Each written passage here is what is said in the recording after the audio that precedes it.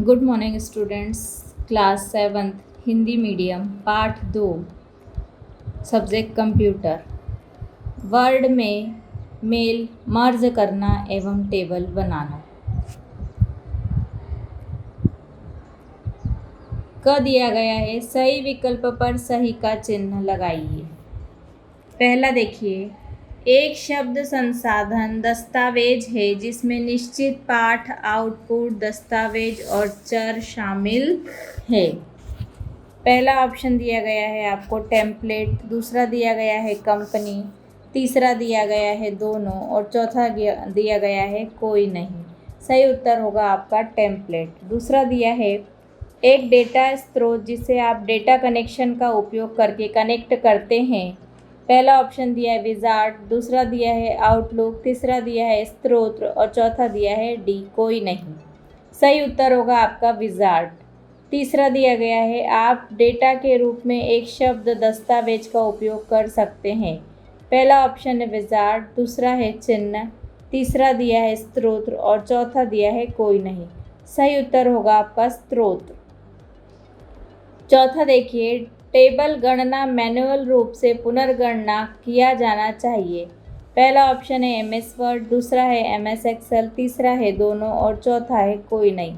सही उत्तर होगा आपका MS वर्ड। ख है रिक्त स्थानों की पूर्ति कीजिए। पहला, डेटा स्रोत एक फाइल है जिसमें वह डाटा होता है जो मर्ज किए गए डॉक्यूमेंट की प्रत्येक कॉपी से भिन्न होता है। दूसरा, टेबल में प्रत्येक बॉक्स को सेल के रूप में जाना जाता है। यहाँ रिक्त स्थान में आएगा सेल, पहले रिक्त स्थान में आएगा डेटा स्रोत।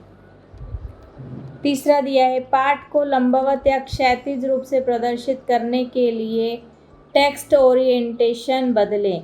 यहाँ रिक्त स्थान में आएगा टेक्स्ट ओरिएंटेशन। ग देखिए, सही अथवा गलत लिखिए। पहला, एक डेटा स्रोत में प्रत्येक मर्ज की गई कॉपी में समान डेटा होता है। गलत। दूसरा है एक मर्ज फील्ड मुख्य दस्तावेज में डाला गया एक प्लेस होल्डर है। सही। तीसरा, आप डेटा स्रोत के रूप में एक शब्द दस्तावेज का उपयोग कर सकते हैं। सही। चौथा, कॉलम या रो जोड़ने के लिए ऑटो सम टूल एक बार क्लिक करें। गलत। एक पांचवा है एक टेबल में प्रत्येक बॉक्स को एक पंक्ति कहा जाता है। गलत। निम्नलिखित प्रश्नों के उत्तर दीजिए। पहला, टेबल से आप क्या समझते हैं? उत्तर है आपका एक टेबल पंक्तियों और स्तंभों के सेल्स से मिलकर बनी होती है जिसमें टेक्स्ट या ग्राफिक्स हो सकते हैं। उन्हें अक्सर सूचना को व्यवस्थित करने और प्रस्तुत करने के लिए उपयोग किया जाता है। प्रश्न नंबर 2 दिया गया है आपको, आप एक टेबल कैसे बनाते हैं? उत्तर 2 देखिए, इंसर्शन पॉइंटर को वहां रखें जहां आप टेबल बनाना चाहते हैं। दूसरा, स्टैंडर्ड टूल बार पर इंसर्ट टेबल पर क्लिक करें या टेबल में मेनू में इंसर्ट से टेबल विकल्प चुनें। तीसरा, इच्छित पंक्तियों और स्तंभों की संख्या का चयन करने के लिए पॉइंटर को खींचें। वैकल्पिक रूप से आप निम्न में से एक करने का विकल्प भी चुन सकते हैं। प्रश्न नंबर 3 दिया गया है आपको, यदि आपको मौजूदा पंक्ति से पहले या बाद में एक पंक्ति सम्मिलित करने की आवश्यकता है तो क्या किया जाना चाहिए? उत्तर 3 देखिए, टेबल मेनू में इंसर्ट पर क्लिक करें। नई पंक्ति जोड़ी गई है, उसमें उस पंक्ति की विशेषताएं हैं जिसे आपने चुना था। टेबल के शीर्ष पर एक नई पंक्ति सम्मिलित करने के लिए टेबल की पहली मौजूदा पंक्ति का चयन करें और फिर रोज अबव क्लिक करें।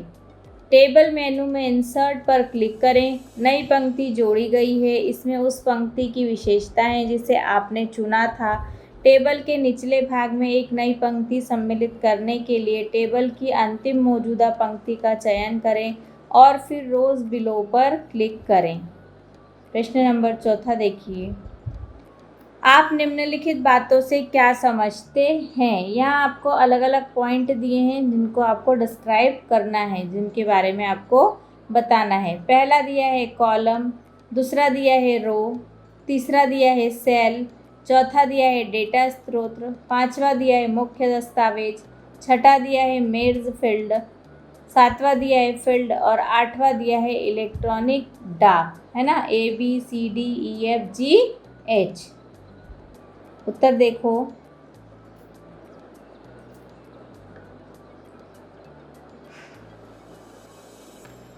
ए कॉलम। कॉलम का चयन करने के लिए शीर्ष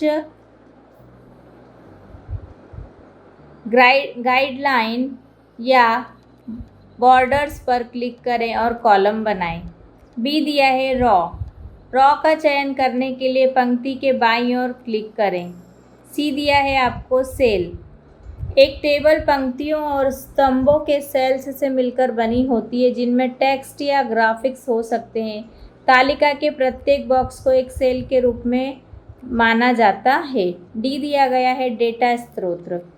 डेटा स्रोत एक फाइल है जिसमें दस्तावेज में विलय होने की जानकारी शामिल है। उदाहरण के लिए नाम और पते की सूची जिस पर आप मेल मर्ज का उपयोग करना चाहते हैं। आगे दिया है आपको ई मुख्य दस्तावेज। मुख्य दस्तावेज एक दस्तावेज है जिसमें पाठ और ग्राफिक्स शामिल हैं जो मर्ज किए गए दस्तावेज के प्रत्येक संस्करण के लिए समान है। उदाहरण के लिए एक पत्र में पता या अभिवादन। एफ दिया गया है मर्ज फील्ड।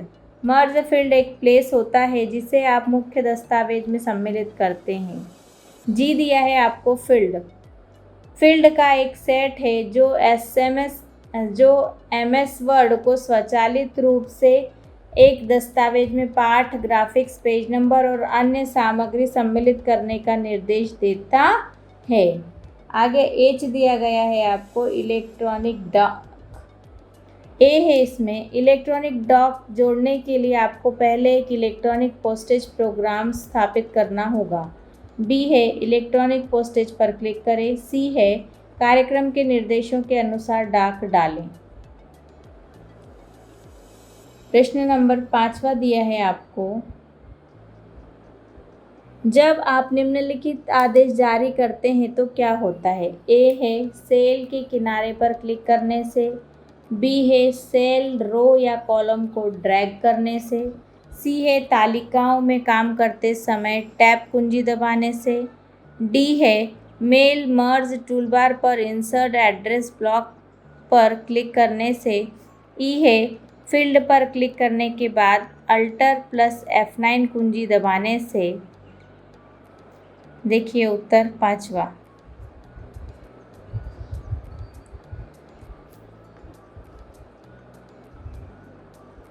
ए है सेल का चयन करने के लिए सेल के किनारे पर क्लिक करना है। बी है मल्टीपल सेल, रो या कॉलम चयन करने के लिए सेल, रो या कॉलम को खींचें। सी है अगले सेल के टेक्स्ट का चयन करने के लिए टैब दबाएं।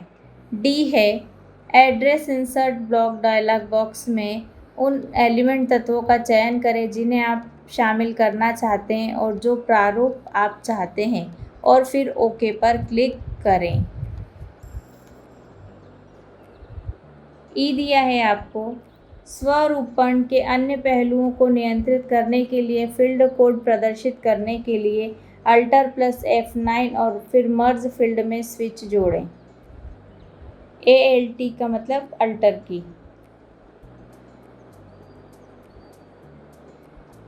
प्रश्न नंबर 6 देखिए, वर्ड में मेल मर्जिंग के लिए किस प्रकार के डेटा स्रोत का उपयोग किया जा सकता है। आंसर 6। मेल मर्ज के लिए प्रयुक्त डेटा स्रोत। आप मेल मर्ज के लिए किसी भी प्रकार के डेटा स्रोत का उपयोग कर सकते हैं। यहाँ कुछ उदाहरण दिए गए हैं। टाइप और यूजेस, प्रकार और प्रयोग। Microsoft outlook contact list. आप अपनी आउटलुक कॉन्टैक्ट लिस्ट से सीधे संपर्क जानकारी प्राप्त कर सकते हैं। Microsoft office address list. आप मेल मर्ज के दौरान एक साधारण कार्यालय पता सूची बना सकते हैं और बाद में उपयोग के लिए इसे एक्सेस कर सकते हैं। माइक्रोसॉफ्ट एक्सेल वर्कशीट या माइक्रोसॉफ्ट एक्सेस डाटाबेस। एक्सेल के साथ आप कार्य पुस्तिका के भीतर किसी भी वर्कशीट या नामित सीमा को डेटा स्रोत के रूप में चुन सकते हैं। एक्सेस के साथ आप डेटाबेस में परिभाषित किसी भी तालिका या क्वेरी को डेटा स्रोत के रूप में चुन सकते हैं। अन्य database files. Data connection wizard का उपयोग करके आप किसी भी डेटा स्रोत से जुड़ते हैं।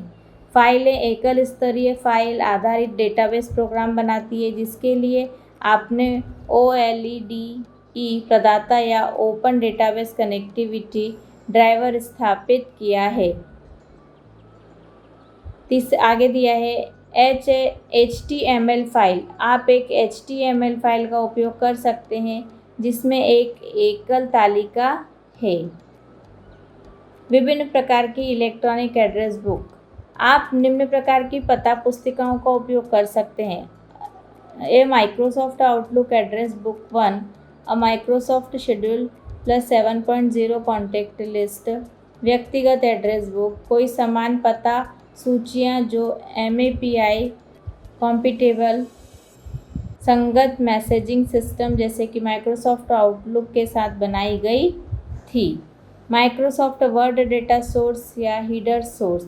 आप हमें डेटा स्रोत के रूप में वर्ड डॉक्यूमेंट का प्रयोग कर सकते हैं। दस्तावेज में एक एकल तालिका होनी चाहिए जिसमें पहली पंक्ति में हेडिंग शामिल हो और अन्य पंक्तियां जिनमें आप विलय करना चाहते हैं रिकॉर्ड शामिल हो। Text files. आप किसी भी टेक्स्ट फाइल्स का उपयोग कर सकते हैं जिसमें डेटा फील्ड्स टैब वर्णों या अल्प विरामों से अलग होती है और पैराग्राफ के निशान द्वारा अलग किए गए डेटा रिकॉर्ड होते हैं। यहाँ आपका कंप्यूटर का पार्ट 2 समाप्त होता है। आप लोग अपनी फेयर कॉपी में लिखेंगे और याद करेंगे। धन्यवाद।